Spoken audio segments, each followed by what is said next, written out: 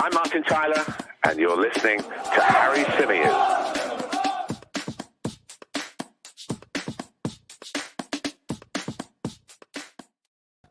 Hey everybody, how are we doing? Welcome back to the Chronicles of a Gooner, the Arsenal podcast, part of the 90 Min Football Network. As ever, I'm your host, Harry Symeou, and on this edition of the show, we're going to be looking back at the first 3 episodes of the All or Nothing documentary. I've had quite a few messages over the last few days, and every time I see friends and family, and so a few people at the Arsenal game asked me the other day as well, the first question I'm seeming to get at the moment is, so what do you think of the doc? So I thought we'd put it into an episode. I was going to do an episode of reaction to every episode, but I don't really think that's necessary. I think we can do it weekly, and I think we can sort of cover across all 3 of the first episodes anyway on this one edition of the podcast. But what I really want in this one is I want to hear from you guys. I want it to be a really interactive show. I want you guys to put in comments on the bits and pieces that I'm going to discuss. And I want to go back and forward with you guys in the live chat. I think this is a really good subject to kind of go back and forward on. I think it's a really good subject to exchange thoughts on. And often, you know, you can see or read somebody else's interpretation of something, and it can make you think twice about yours. And I think that's good. I think it's healthy. I think it's good to discuss these things. Obviously, happy Sunday to everybody that is watching us live. Happy Sunday to those that are watching this back on Sunday.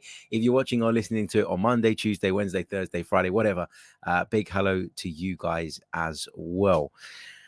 So the All or Nothing doc. Well, I guess my fears about this when we first heard that Arsenal were involved, that Arsenal were doing this, was it's going to come across a little bit cringe. In the way that there were cringe moments in the City one, there were cringe moments in the Spurs one. What I hoped it wouldn't be is a PR piece solely for the manager, because I thought Tottenham's really went in that direction. Whether they intended for that to happen or not, I don't know. But obviously, it kind of picked up from when Jose Mourinho took over from Pochettino. He didn't really get much on the sacking or the reaction to that. And it went into the Mourinho era. And I felt it was sort of centered around painting a different picture of Jose Mourinho, this changed man who doesn't fall out with his players, isn't as prickly and as spiky as he was earlier on in his career, a reformed character after being sacked from Manchester United, and ultimately, whether Spurs fans like this or not, I don't really care, but ultimately having to downgrade in terms of the size of club that he was managing, in terms of their ability to challenge for the very biggest prizes. And I thought it was very centered around Jose Mourinho. And I hoped that this one wouldn't be solely centered around Mikel Arteta. So far, I think a lot of it is based around Mikel Arteta more than I probably would have liked. But I think where the 2 situations differ is here. When Jose Mourinho took over Spurs, to Spurs fans, it was, this is our lucky day. We finally got a winning manager. We finally got a manager who's going to come in and bring the right mentality to the football club so that we can go on and challenge and hopefully win trophies. At Arsenal, it was really different because Arsene Wenger went and everybody kind of wanted that by the time it got to that point. Everybody accepted and acknowledged that, you know, it was the end of the road for Arsene, and he was moved on. Then Unai Emery came in, and I think the first 12 months were okay.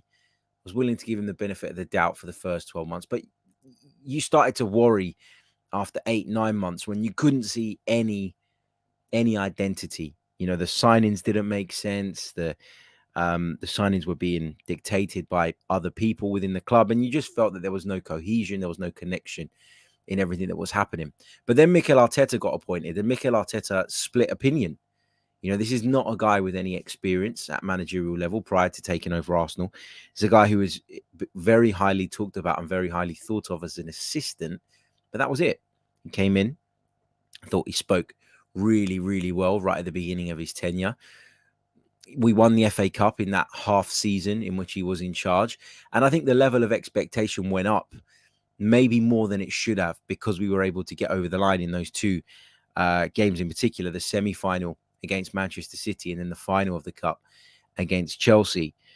The expectation level went up, and then the next season really, really underwhelmed. And last season, you know, things were looking good after the opening 3 games, of course, overall anyway. There were bumpy patches. There were bumps in the road, but it looked good, moving forward. And then obviously the disappointment of missing out on the top four sparked and prompted questions about Mikel Arteta again, not from everybody, but from quite a significant proportion of the fan base. And I think that unlike the Mourinho situation, where he needed the PR to kind of show himself in a slightly different light, but there was no question around his competency as a manager because of all that he'd done before and all that he'd achieved in the past. I think with Arsenal, though, Mikel Arteta needs it. And I think that's probably largely why it's gone in this direction so far. How has he come across, Mikel Arteta, in the first 3 episodes? I think he's come across quite well. I think there are certain things that you can look at and you can say, well, maybe that's a bit, or it's come across as a bit condescending. Maybe it's a bit school teacher-like in the way he puts certain messages across. But what you get, I think, from the first 3 episodes is that this is a guy who cares deeply about being successful with Arsenal Football Club. This is a guy who has very strong morals, very strong values, and is going to do his utmost to get that across, as a football manager to his players. I think in the first 3 episodes where we cover, obviously, the beginning of the season, which wasn't very good, and then, the little section, the 3 episodes end after, obviously, that really disappointing game at Anfield. I think one of the takeaways from it is that maybe Mikel Arteta was a bit naive at times. And maybe, we should have expected that. We should have known that was coming, given, as I talk about, his inexperience previously. So I don't think we should be surprised by the fact that there's a few moments in there that I think from the outside looking in, you think maybe that's a bit naive.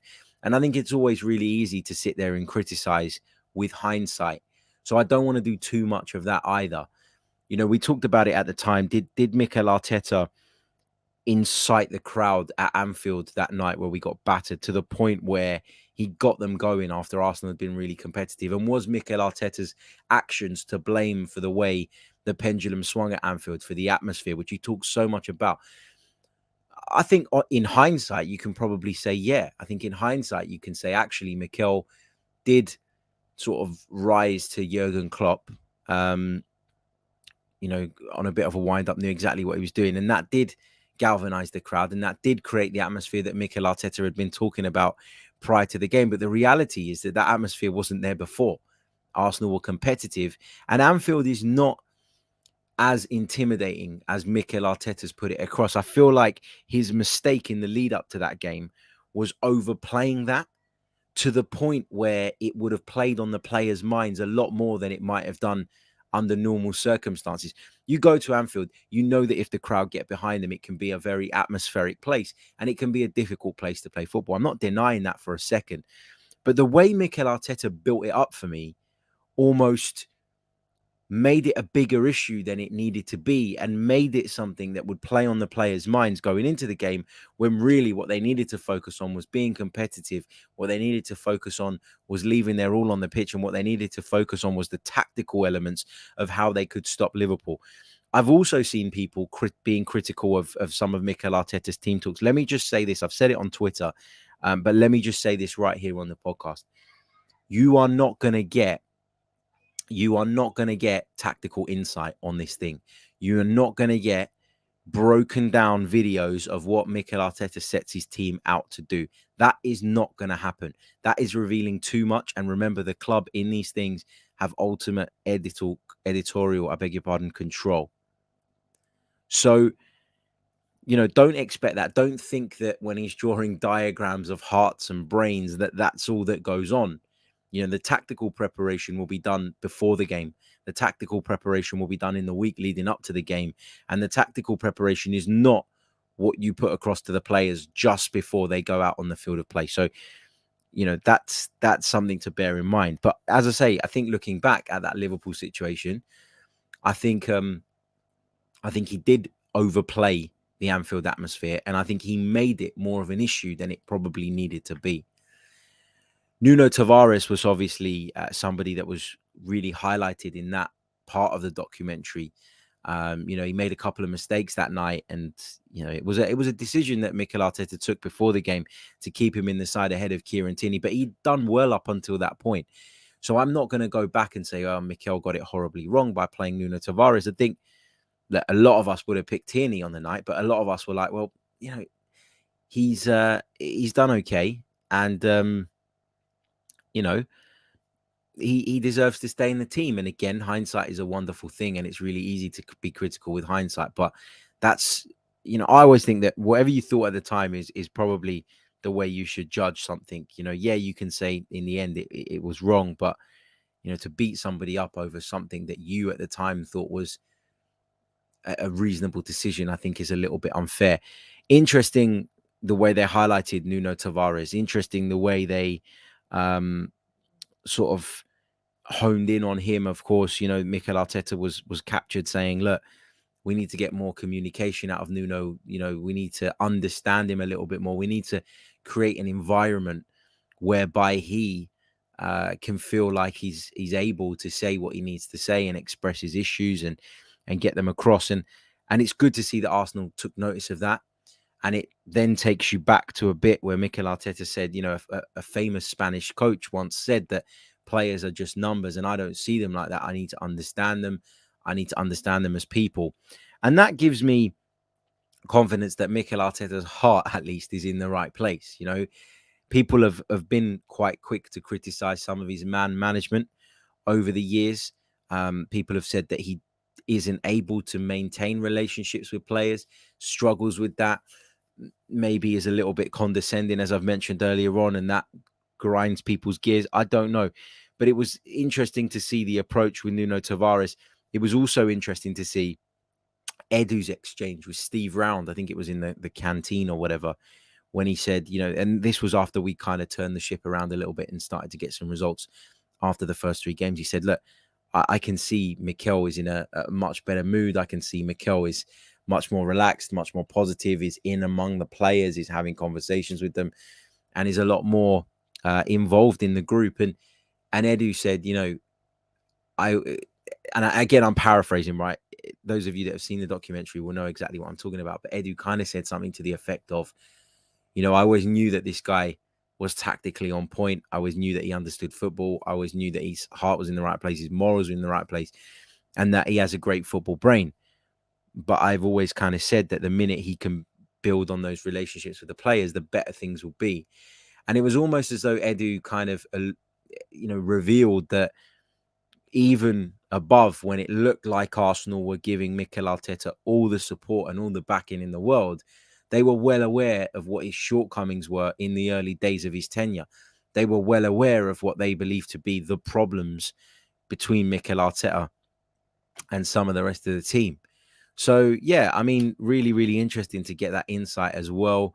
I've got to say, some of the conversations in the canteen between Bukayo Saka particularly and some of the other lads have made me laugh. I mean, it's just, I don't know, you just don't think those conversations happen in football clubs, but they do. They're people, they're men. And yeah, it's just, it's nice to see that side of it as well, the relaxed side of it. Sticking with the third episode, I know I feel like I'm focusing a lot on the third episode, but I feel like the third episode was the one where we started to get a bit more insight. I felt like 1 and 2 were kind of setups for the rest of the series, setting the scene of how the season started, how disappointing it was, how difficult it was for Arsenal to get over the line, etc., etc. But there was another bit in the third episode. I think was it after, what game was it? I'm just trying to think. Leicester? I think it might have been Leicester. Was it Leicester? Where Mikel Arteta did that whole exercise, hold hands, rub your hands together, transmit the energy between you, blah, blah, blah. And while you're doing that, I'm going to tell you exactly how the game's going to go. What I found really interesting was when the players came back in, Pierre-Emerick Aubameyang gets the microphone in the changing room and says, I'd like to say something if Mikel will allow me. Now, obviously, at the time, Aubameyang was the captain of the team. And as a manager, as a manager, I'm sitting there going, well, my captain wants to show a bit of leadership, wants to take ownership, by all means, go for it. And then what Aubameyang does is, and you don't know how this was meant, right? You don't know what his intentions were at the time. But he kind of says, close your eyes, guys, rub your hands together. It comes across in a way like he's kind of mocking what Mikel Arteta did. And as soon as I saw that, I kind of like my eyes went like sort of, I opened even more, and I kind of really honed in on Mikel Arteta's reaction to that. And he's jumping up and down, and he's smiling, and he's joining in with the joke. And Aubameyang goes on to say, 2 days off, whatever it is they're chanting. I just wonder if that got under Mikel Arteta's skin. He didn't show it in the changing room, but I just wonder if he thought, hold on a minute, mate, you're taking the piss here. I just wonder about that. Like, was that a moment that Mikel Arteta kind of grinned and bared it, but really wasn't too amused by, wasn't too pleased by? I don't know. I don't think his reaction in the changing room gave anything away, but I wouldn't be surprised if he came away from that thinking, And if that was then in his mind when things started to get worse with Aubameyang, and ultimately he was stripped of the captaincy, which I'm hoping we're going to see, in the next episode. A couple of other people that come out of the first 3 episodes with a lot of credit. I think Carlos Cuesta, looks a really good person to have around. And there have been rumors this week, and I don't know if this is just because of the Amazon doc, that there are clubs out there looking at him as a potential manager. Very young, seems to be very good at bringing himself to player level and understanding people. And Nuno Tavares speaks about that. He talks about the fact that Carlos Cuesta, was able to kind of relate to him, and that helps having those types of people in the squad. And I think you need people within your staff that can do that, because as a manager, you can't be everybody's best friend. You can't be everybody's shoulder to cry on. You have to maintain a level of authority that probably doesn't give people the impression that they can speak to you completely openly all of the time. And so I think it's really important to have people like that within the setup. Carlos Cuesta, I read earlier today, speaks about 6-7 languages, which means that he can kind of relate to those players on an even deeper level by speaking to them in their mother tongue. We know that Mikel Arteta is bilingual as well, and that's great. Multilingual, I should say. But yeah, I think that's really important when you have such an international squad. Just going back before I move on to that point about Aubameyang's kind of reaction and Aubameyang's, was it a mocking of what Arteta did pre-game? I don't know. A few of you have got a sort of opinion on that, and I just want to share them in the chat. Jay says Aubameyang was trying to undermine him a bit. I don't think Arteta liked that. I kind of agreed. Amira says that Tom highlighted that as one of the points that might have showed Aubameyang undermining his authority. Steve Stone says Tom also picked up on this. I didn't get that impression myself. Interesting. Maybe I'm reading a little bit too into it because I know what comes next, because we know how that situation panned out. Johan says Arteta probably didn't think that at the time, but looking back before making the decision to remove him as captain, I'm sure this played a part on his mind. Stephen says Aubameyang started to think he was bigger than his boots, in my opinion. And interestingly, he was dropped after that, wasn't he? And that was because the team wasn't performing when we then went through that difficult run of results. It wasn't, I'm not going to sit here and say it was because of that, but he did get dropped after. And that's interesting. Amira says, responding to Steve's comment, who says, I didn't get that impression myself. Amira says, I didn't either the first time I watched it because of Arteta and the others' reaction. But imagine if you were the boss and one of your employers did that in front of everyone else. It's a good point. Owen Young says, wasn't a fan of the Oba thing. Paul James says, Harry, I think you're reading too much into what Aubameyang did. He's always been a joker. Maybe. And again, my view on this is probably influenced by the fact that I know what comes next. I'm well aware of that. I just think if he wanted to make the joke of, we got 2 days off now, he wanted to celebrate that, wanted to do something, he could have done it in another way. One Nation says Arteta could have been insecure regarding Aubameyang's comments because he's inexperienced. Maybe. Jay says, why did they completely skip the Palace and Brighton draws? Mate, they've got 9 episodes. They can't cover every single game, so you're going to get that. I wouldn't read too much into that, if I'm honest, because they do show difficult moments. It's not as if they've glossed over all the bad games. They've glossed over all the defeats and draws and only focused on victories. They haven't done that at all. If anything, they've probably spent more time on the struggles than the successes. So yeah, again, it's 9 episodes. There's only so much you can fit into the final edit, I guess. And they would have got hours and hours and hours and hours and hours and hours and hours of footage together before making this. So yeah, a few people have taken a bit of an issue with Mikel Arteta's diagrams, some of his speeches. What I take away from them is, look, he's trying to be motivational. He's clearly done a lot of research, clearly done a lot of reading on sort of motivational techniques, trying to think a little bit outside of the box. And I'm okay with that. I don't have a problem with his team talks. I don't have a problem with most of it. What I like is that most of the time, the majority of the time, he's willing to apply context even when it's easy to fly off the handle. Like the Everton game, when the teams went back in the changing room, Ramsdale comes in and he's throwing his things around and he's moaning about the fact that we had to throw in and we didn't go long and we ultimately ended up losing the game. And he said something to the effect of, this is so naive. And he's spot on. It was. Mikel Arteta walks in the changing room, I think, and reads the room. I think he realizes that the players are already down, the players are already low, and that certain people within his group have already vocalized their opinions and have made it clear that what just happened out there was not acceptable.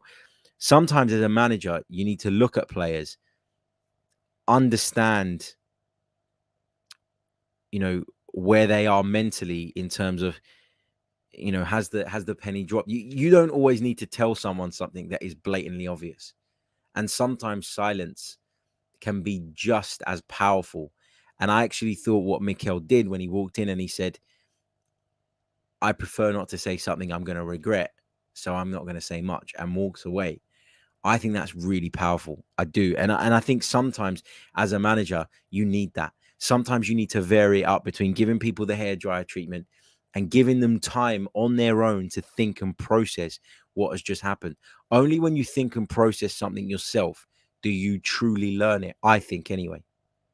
All right, so I'll give you an example, nothing to do with football, and a very general example. I'm not even going to give you a specific example. But, it's like when you were growing up, right? Sometimes your parents used to tell you stuff and you used to think, oh, just stop moaning, like just stop complaining. I know I used to have that. They'd say, oh, don't do this or don't do that or come on. And I'd be like, oh, just get off my case. And then as you get older, and when you get into that situation yourself, you then realize something is not good for you and you then stop it. But sometimes you need to realize it yourself. And I think as a manager, it's important to find that balance between, as I say, giving people the hairdryer treatment, but also letting people understand situations themselves and letting them process it themselves. And that way you'll never forget it. You can forget one of the rants that the manager had in the changing room, but you won't forget that sinking feeling you have yourself. And sometimes that realization on your own can be much, much more powerful. And I think that Mikel Arteta was spot on with that. But, there are still moments where you look at him and you think, does this guy walk into the changing room and command the authority that some of the elder statesmen do? So your Carlo Ancelottis, your Pep Guardiolas, your Antonio Contes, even your Thomas Tuchels, your Jurgen Klopps. These guys have been there and done it. They've been there and won it. And when they walk into a changing room, I think that there is a real aura that they bring in with them. And I can't dig Mikel Arteta out for that, because you're not gonna have that at the start of your managerial career. And so what you need is people that are on board. What you need is people that are fully invested in what you're doing. And any dissenting voices, when you already are on the journey, or on the path to building that authority, are unhelpful, unwanted, and can cause you problems. So that's where I'm at on sort of Mikel Arteta and his aura in the changing room. Also, though, again, I'm mindful of the fact that we haven't seen all of it, and we don't know exactly what goes on. We've only seen snippets that we've been given access to. Let's try and draw some conclusions from them, but always be open to the fact that there could be a lot more that we're just unaware of. But I do think that probably nowadays, as opposed to the start of last season, he does carry a bit more clout in the dressing room. I think having removed those players that I was talking about, the dissenting voices, the authoritative voices that maybe at times aren't always 100% on board, I think we're in a better place now, and there's more players that are invested. There's more players that want to make things happen, and that's what you want. And I think over the course of the next few episodes, you're going to understand Granit Xhaka's role in the changing room, and even if you still don't rate him, still don't like him, you're going to respect him a little bit more. Good to see that little feature with Kieran Tierney. Really enjoyed that part. I thought that was really good. Good insight into him and some of the struggles that he faced when he first came down to London. We just assume that you're a Premier League footballer. You've got your own private chef. You've got tons and tons of money coming in on a weekly basis, that all is rosy and all is right. And it's not, it's not always that simple. So yeah, good to see that. There was a little bit on Smith Rowe I enjoyed. There was a bit on Saka that I enjoyed as well. I quite like the Ramsdale feature as well. It's the bit about his family, it's nice and all that, but was it really necessary? Like, I'm not really fussed about his mum and dad sort of shouting from the sidelines. I found the Thierry Henry bits interesting. There's a few bits in there where Thierry Henry speaking, being winning, or at least challenging to win, is part of Arsenal's DNA. I agree with all of that. But I also think it's really easy to say from Thierry Henry's position. And yeah, you kind of need that to a degree to make sure that the standards around the football club are maintained. But I also think that, it can bring an unnecessary pressure at a time when everybody sensible recognizes that there is a transitional phase going on. And so I think you gotta have that within the club, but you've got to, I don't know what the word is here.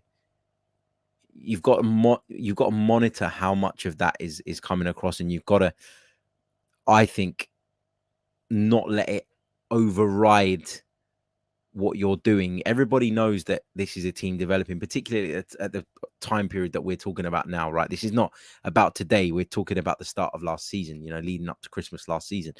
So what you need to do is, as much as you want those people giving you that kind of motivation and trying to drum the standards and what Arsenal Football Club is all about into you, you also need to accept that you are moving through a transitional phase, and that sometimes the pressure can be a hindrance more than a motivation, more than an inspiration. I think that's really important. Let's take a few more of your comments. Paul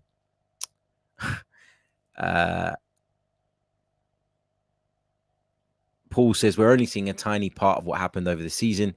All or Nothing has been edited, so it gets people talking. It's not all diagrams and speeches. We won't see the coaching that takes place. Absolutely.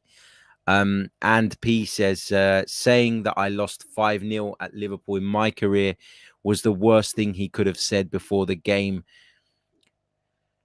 Yeah, I wouldn't have said that if I were in the changing room, if I were the manager. It's probably not something I would have wanted to boast about. But I think his approach, or his thinking behind that, was, I want to make you guys feel comfortable. I want to share with you guys my regret as a player, the thing that I think back to when I think of my time as a player, so that you can hopefully seize the moment and not make that mistake. I think that was the intention behind it. But agreed, I don't think it works. But then, in fairness, after the game, like for example, Nuno Tavares come out of that game with a lot of criticism, and I liked when Mikel said, "Look, any mistakes, it's on me. I'll take those mistakes, those individual mistakes, and I'll put them in the bin." He said something along those lines, as if to say, "I'm not going to judge you. I'm not going to eliminate you from my plans. I'm not going to hold you in any different regard because of that." And I thought that was nice, but there's a fine line. On the one hand, you want players to feel comfortable that they can go out and express themselves and that they do have a manager in their corner who's fighting for them, who's defending them. But at the same time, you don't want to relieve them of all pressure to perform, because that's not how you breed high performance on a regular basis. So again, it's all about finding the right balances. And I think these are things, particularly at the start of last season, that Mikel Arteta was still trying to work out for himself. Tommy Hearn says, I'm enjoying Arteta's passion. Daniel says, I love how the heart and brain both had feet. Yeah, that was great, wasn't it? Jay says that if Arteta does get the sack one day, he's got a job lined up at CBBC, drawing for kids at least. One Nation says that when Arteta played You'll Never Walk Alone at training, that was crazy. It's good optics, but it doesn't underlie the issue of players lacking self-belief.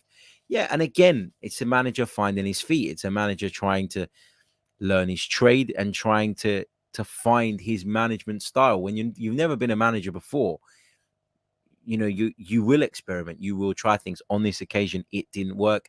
And I've spoken on recent podcasts about the fact that actually it's quite embarrassing that we did that and then went and got thumped. But what I would say is that, and I said this yesterday, I think on the Palace review, is that it at least highlights that there is a much deeper level of preparation, that there is much more thought going into the game, that Mikel Arteta does, along with his staff, sit there and think, okay, what are the big factors that could decide the outcome of this game, and how do we try and mitigate the effect that those factors will have?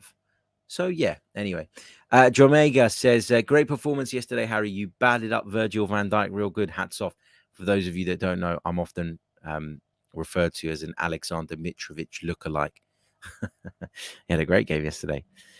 Tom says, on Arteta, I just want to see that he's improving and learning his mistakes. Some of it was cringeworthy, but he has changed the mindset and his players love him. What else have we got? Some of you saying that Aaron Ramsdale's dad was quite funny, actually. What else have we got? Chris Jakubiak says, I'd be interested to see how people who dislike his diagrams would be able to put across their plan to a group of people who speak about 8 different languages and haven't all completed school. I think that's a good point. I think that putting something across visually can help. I think sort of from training courses I've been on over the years, one of the things that you take away is that some people learn by being told, some people learn by experiencing, some people learn visually. And I think by thinking carefully about your words and also having the diagram, you're ultimately ticking off more of the boxes in terms of how players take in information. Lots of managers use diagrams. All right, maybe not kiddie sort of like diagrams of hearts and brains and all of that business, but diagrams are a big part of getting your point across as a manager, as a coach. I quite like the that leads me on to remember the part where he sat the guys down in the room and showed them 2 formational diagrams and said, look at this and try and remember it, and how that when you're comfortable with that, you can then understand how the game is going to play out, and therefore you feel more comfortable in everything you do and more comfortable in your decision making. He led it back to that point about making the right decisions, or the ability to make the right decisions is enhanced when you understand the game model. I think that was a really good point. This is a great point from Christoph. He says, I remember seeing at the end of the Spurs match and wondering why Mikel was pointed towards the team photographer while still on the pitch. Having seen the locker room scene now, it all made sense now. I'm exactly the same as you. I remember at that game watching Mikel Arteta sort of turn towards the North Bank and point at him and being like, like kind of this is on him. And I also remember thinking like, what did he take a nice photo or something? But yeah, as you say, it all makes sense now. Terence sees it a little bit differently, referring back to Mikel Arteta's comments pre the game at Anfield. Look, I agree with you, and I said a few minutes ago that I don't think it's the way I would have done it. But did he convey that it was all right to lose to Liverpool 5-0 and that it's expected? I don't think so.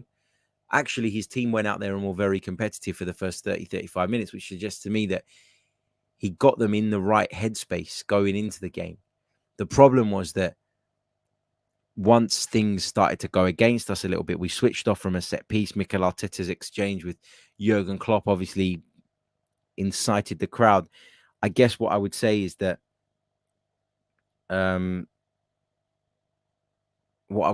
actually he didn't cover all bases. Rather than he put across the wrong message is what I would say. Mr. Waffle also agrees with Terence on the approach pre-Liverpool. He should have encouraged the players at Liverpool beatable. I agree. That's what I would have done. I think you need to breed confidence. And I think the fact, as I've said before, that he spent the whole week talking about the atmosphere almost planted that seed in people's minds that this was going to be a really fucking tough game when he didn't really need to go that deep. What else have we got? Chris Yakubiak says, hear what you're saying about elder statesman managers commanding respect. But Harry, who in the current Arsenal squad doesn't love Arteta? The oldest is Xhaka, who adores him. Yeah, but that's now. That's today. We're referring back to the period in which the documentary was captured. And I think that at that time, there was people in and around the club that probably didn't want to be there. Probably shouldn't have been there. Are not there now, but they were at the time. There's a lot of players. Aubameyang, will he automatically get respect from Lacazette? I don't think we've seen anything from Lacazette that suggests that he was a problem behind the scenes. But he's an experienced footballer, and now we've got less of them.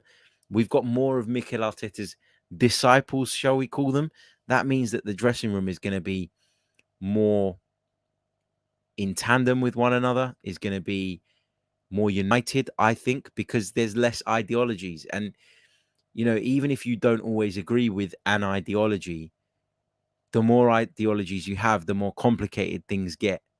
And so if everybody is singing from the same hymn sheet, then at least what's intended, what's planned, and what the guys are looking to go out and execute is consistent. And I think that's so important in the development of a team. Stilton Avenger says, I've not seen anything from Xhaka yet. Still hoping to see some of that leadership that the managers in the past have seen in him. I think you will see that a little bit later on in the series. Justin says, I enjoyed the first few episodes. It still amazes me how far we came last year after a really horrible start. Yeah, I mean, and that's the thing, isn't it? Like, people don't always realize how many things are going wrong behind the scenes that ultimately put you in a place where you're going out and losing football matches. Like, what I'm trying to say is there's so many moving parts. There's so many factors that probably need addressing and need improving. So it isn't always easy to turn around the ship. If you think about a massive cruiser ship, you don't just turn it around in 10 seconds. To spin the whole thing around, it takes time. It takes a lot of effort. It takes patience. And you can compare that to the situation at Arsenal Football Club, I think. Love this from Amandeep, who says Spurs are so small that the club photographer was enough to beat them. Just going back to the "You'll Never Walk Alone" thing, a lot of people are homing in on this. Amira says the "You'll Never Walk Alone" thing seemed like a good idea, but it was badly executed. It's done quite a bit in NFL, and I think, let's be honest, if we had drawn or won that game, it would have been seen as genius. I've said that before. I think it's one of those things where he tried to think outside the box. On this occasion, it didn't work. Nobody knew anything about it.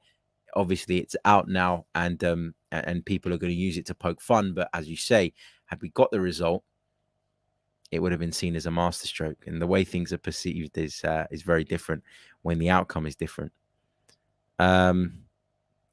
Christoph says the less complex a diagram is, the more easily we are able to assimilate the data or message. Williams highlights the Aubameyang thing that we talked about a little bit earlier on. We've already done that bit. But yeah, you're right to highlight it. Paul James says, we then went back to Anfield and drew 0-0. Lesson learned. It's a great point. We did in the cup.